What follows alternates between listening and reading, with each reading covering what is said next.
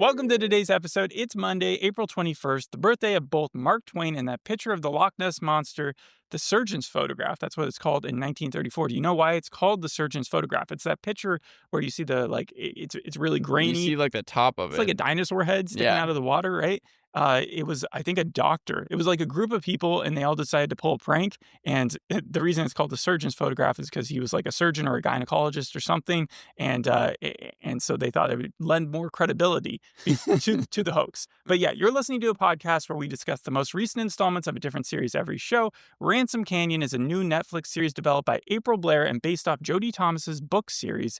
This is what I knew going in. I saw the poster for this series, right? I saw Minka Kelly, Josh Duhamel. Duhamel. That's how you say it. Duhamel. Yeah. Duhamel. Okay, so Minka Kelly, Josh Duhamel, they're in a romantic pose. He's in a cowboy hat, I think. It's a Netflix Western romance series. The vibes I was getting was Virgin River, that show, also on Netflix. Correct. Heart of Dixie, Heartland.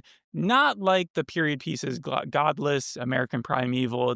It doesn't look like a violent series. You got me excited at first because the tagline for this thing has been Virgin River meets Yellowstone. Yeah, but I'm saying what I was able to discern from the cover, and from the cover, I wasn't getting Yellowstone. Right. Now, I understand why they say that, but that's in the show.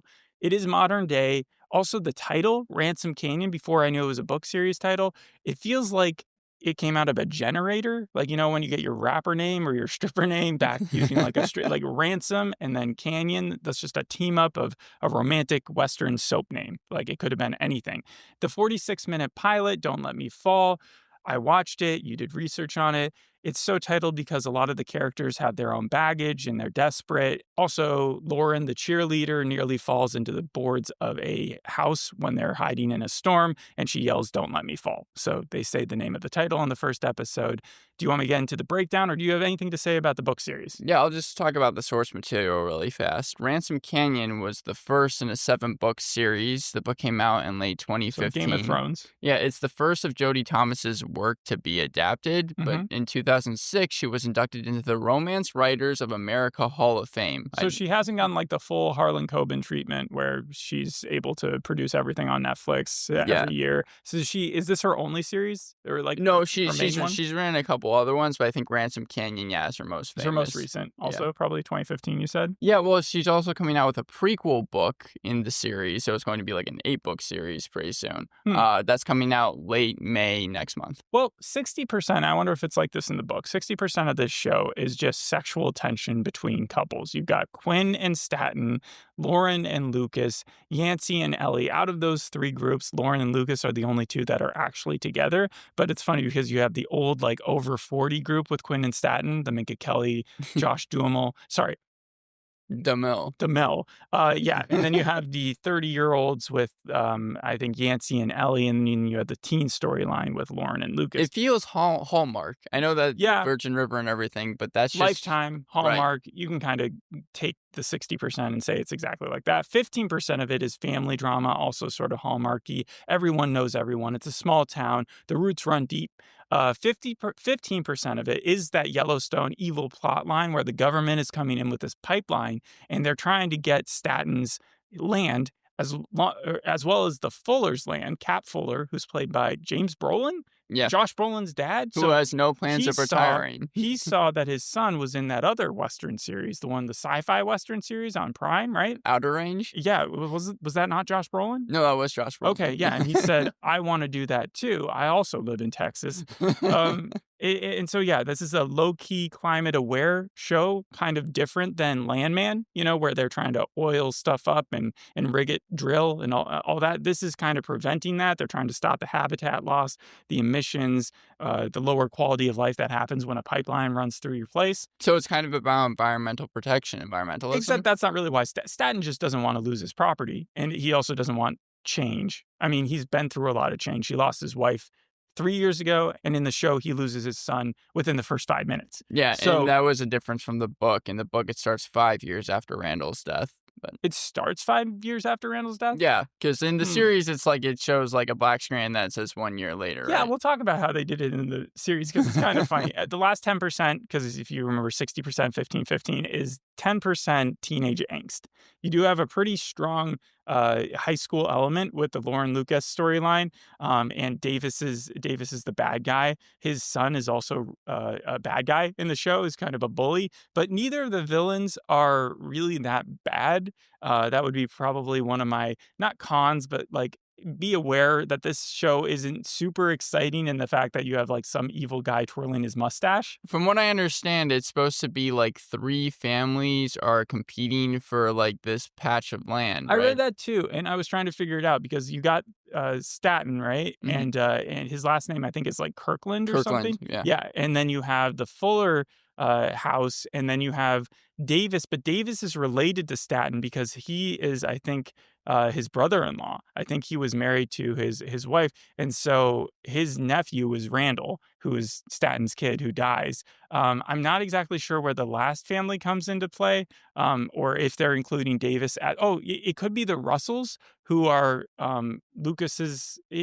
That's what's a little confusing to me right now. There's a lot of introductions. What shouldn't surprise you about this show is that you have horses and trucks, country roads, grills, beer, cowboy hats, tractor fixing, Mumford and Sons ripoffs in the first few minutes.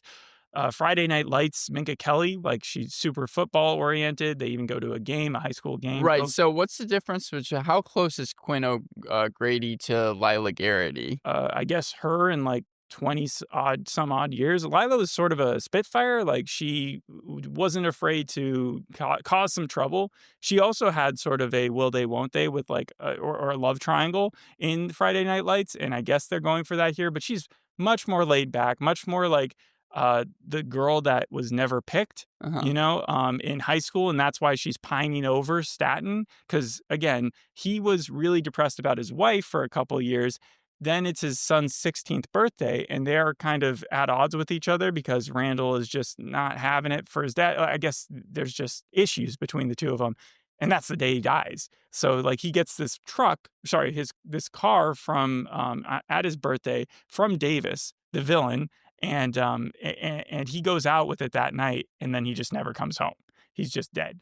Well, They show you the call, and Randall Staten just gets really sad. so that's what it was. Yeah, I was trying to figure out. Okay, so that's how they did it. But you were right. Yeah, Minka Kelly said that Quinn is like Lila just 20 years later, which Right. is And basically it's funny because they're coming back with Friday Night Lights. And yeah, right. she will be playing, I think, Lila I Garrett think we talked about that a little bit. again. Yeah. Well, I think she signed up for it at least. Like I said, lots of introduction in this thing. Hard to keep track of all the names, but you also have a storyline of Yancey.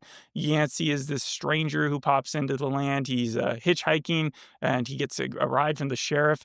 Goes to the Fuller house. This is again the James Brolin guy. Cap, I think, is his name, and he gets a job there. It's not very well paid, and he just has to do a lot of grunt work as the foreman of the property, I guess. Right. I was wondering where Yancey's intentions, like how they impacted the At the stability. end of the episode, it's revealed that because the pipeline needs to go through the Fuller house and also through Staten's house, Davis is really, really pushing. He's the one who's been in charge of the permits. We also learn that he has got money problems. He's got a second mortgage on his house. However, he's like one of the richest people in the community, and he can't have that getting out. So he actually hired this Yancey fellow to come in and I guess convince Fuller from his position as foreman of his property to kind of go ahead with this pipeline thing. So he's doing some underhanded moves, some chess playing, but I don't really see it as that evil right now because right now it just seems like he's trying to save his own ass. It's not like he's trying to hurt anybody. I know though, is he supposed to be a villain? Because you said Yes, yourself. absolutely, because Okay. he's also going after Quinn. Oh, He okay. really likes Quinn, and he's taking her out on dates and stuff, and that's pissing off Staten, even though Staten doesn't want to admit his feelings for her. Like he every time she asks him like, "Why not us?" and he's like, "We just couldn't," that type of thing. And then by the end, Minka Kelly has this whole like Hamlet, what's it, soliloquy, where she kind of like breaks it down for him, and then he leaves in a huff, and and it gets into a storm. Like or actually no, he had just come back from a storm. But so there's a murder mystery I wasn't expecting in the show because Staten revisits where his son died, and he finds, I guess, a part to a car that wasn't his kid's. So there was foul play. Well, he just knows there was another vehicle there. So he brings that to the sheriff and starts swearing at the sheriff. The sheriff takes it like a champ because he understands who's yelling at him and why he's depressed and stuff like that. But he's not going to reopen an investigation. The most likely suspects are like the son's friends. May have possibly accidentally got into a car accident with him, and they just covered it up. There's also the pipeline controversy. I wasn't expecting that. Didn't get anything like that in Virgin River. I think the biggest plot twist in that was that they were trying to in vitro or something. And then there's the Romeo Juliet West Side Story high school storyline, which is that the cheerleader who used to be dating the quarterback, who again was Reed. Reed is the second villain of the show, Davis's son. He was dating her in the backflash with Randall, in Randall's storyline. But then in this future one, she's with the Russell guy, and she was trying to keep it away from Reed that they were dating until Reed finds out anyways. And you think Reed's going to have this kid like beat up or something, but instead he just gives him a beer and he's like, all right, let's go hang out. When the cops come to the party and break it up. I would say this Reed feels... doesn't really seem that bad either. Like it just seems like he's upset with the fact that he no longer has a girlfriend. This makes more, especially hearing that storyline, makes more and more sense that April Blair, who wrote this episode, her claim to fame is creating All-American, Wednesday, Gossip Girl 2021, You, and Heart of Dixie. And just hearing this whole entire... Did you say You as well? Yeah, You. At least worked on it and wrote the teleplay for like a Disney Channel original movie. But the thing is that with Lauren Brigham, because that's the cheerleader, right? Right. I'm confused, though. You said Disney original with You? No. She wrote a few episodes for Wednesday, Gossip Girl, You, and Heart of Dixie. So she's like way into the teenage thing. Yeah, because we see a lot of the Spartan football game, more than I would have expected, but yeah. Yeah, no, with Lauren Brigham, I found it interesting because Lizzie Green, she was someone that was kind of a child actress. She even auditioned for the role... I saw her Wikipedia page still has her like as an 11-year-old. Yeah, she auditioned for the role of X-23 in Logan years ago, but she didn't. Now she's 21 now, so I was just wondering, especially with Landman, because the daughter there, I remember the actual actress was 2017 or was 27. Yeah, Landman and this not comparable. The teens are much more tame. Okay, much more tame. Okay, so not as sex crazed. Not as sex crazed. It's a smaller town. So it's more just like, oh, you're dating my ex. And so there's just an awkwardness there. However, her father, who is the sheriff, who I said was a cool guy because he was able to deal with Yancey's hate, or sorry, not Yancey, Statton's hate. He then becomes like an overbearing father. He's like, you can't hang out with the Russells. If you want to go to UT next year, then I'm forbidding this. And so there's this grouchiness to him. There's a few highlighted scenes. I would say that was one of them because it gives the fans what they want to see. Minka Kelly's heartfelt confession at the end was also a good scene. Seeing James Brolin's dad was cool. The bad guys not being 100% bad was like, I mean, it doesn't surprise me that it's based on a book series. It gives me more hope for it because right now there's a lack of energy. That would be its biggest con, where it's not a pacing issue. It's not an organization issue. They actually do a very good job in the way that it's presented. It's just that there's nothing really inciting you to want to. It feels like the only thing holding these characters back from hooking up is themselves. Like they literally could just make the decision the next day to say, you and I, we're a couple now. Well, like, you said Quinn and Statton. You said like Quinn and Statton, like there seriously is just no reason for it. Well, he's just depressed, and he has too much baggage, so he doesn't want to commit to another relationship. However, she's the only one there and she loves him and she's Minka Kelly, so why not? It doesn't sound like any of the characters. I know you said that they like showed a ton this episode have anything new to their stories, right? Because Lauren just has kind of the overbearing father. Quinn is just the love interest. Statton is like the sad husband or widowed husband. But I don't know where it's going because it's Ransom Canyon, someone could get kidnapped for a ransom. Who knows? So the funny thing about Randall's death, though, is that it's so quick in the first 5 minutes that like you really don't like Randall. Everything we see, he's just being so snarky to his dad. He doesn't go out with him in the morning to their traditional birthday, I guess, vision quest to the canyon. He has to do it solo. Statton Kirkland does. And then it's kind of like Daredevil, where they kill off a major character in that first Daredevil Born Again, yeah, where they kill off a major character, and then suddenly it's a year later, and he's been dealing with that pain that whole entire time. Was there need for the beginning scene? Do you think it just could have been said in like a line of Sure, of exposition? course. Well, he did do that in the first scene. His wife had died 2 years earlier, so he walks into his son's party and he's like, "Man, I've been depressed these last 2 years." He sees his brother-in-law hand his son this really nice car, and then he's like, "You gotta get rid of this car."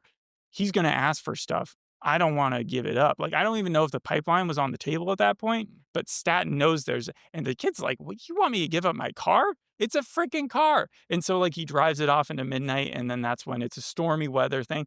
Do you wanna get like, there's one big gripe besides the fact that this just lacks excitement, because the climax of the episode is a giant storm that happens when the cheerleader and her ex and her boyfriend are all, like, in the police bust up the party, so they're stranded in a storm having to walk home, right? Yeah. And at the same time, Staten has he went to pick up takeout, I guess, from a really fancy restaurant and sees Quinn and Davis, his arch nemesis at this point, hanging out. And he goes up to Davis and he's like, "We're not going to sell the land for your pipeline, dude. Like, that's never going to happen."